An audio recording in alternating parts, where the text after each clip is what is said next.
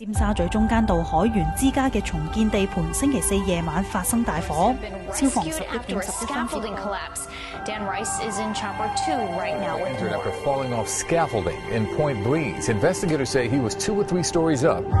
近年嚟接連嘅棚架事故，令社會更加關注棚架安全與惡劣天氣引起嘅棚架穩固性問題。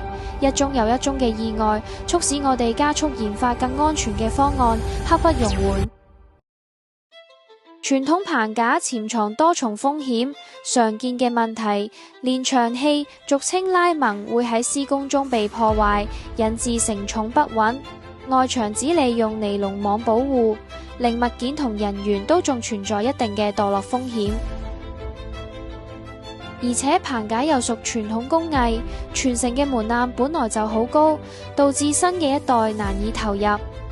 以往嘅人手搭棚，人力日益短缺，風險高，技術含量高，新人上手慢。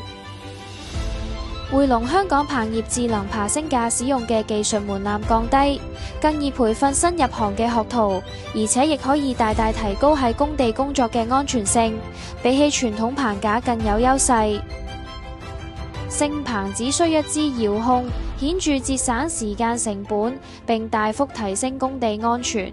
同時，升棚過程並唔需要依賴天秤配合升棚，令過程不但減少人手，並提高其他行業嘅工程效率。全面電子化監控，各機組載重可視化，強風預警即時到位，決策更快更安全。面對瞬息萬變嘅天氣，智能監測與封閉維護，為工地築起多一道防線。由於智能爬升架一般只用4層物料，比起傳統竹棚及鐵棚更環保，更符合現今社會潮流走向。更穩固嘅機械副牆節點，減少人為破壞。由小型工程到高難度外形，再到大型工地，我哋都具備專業同經驗，以高標準同安全為核心。全密封設計將高空作業風險隔絕於外，把風險降到最低，降低技術門檻，吸引更多年輕人加入建築行業，為我哋行業注入新血。回籠香港棚業智能爬升架，為香港建築創新邁向新高度。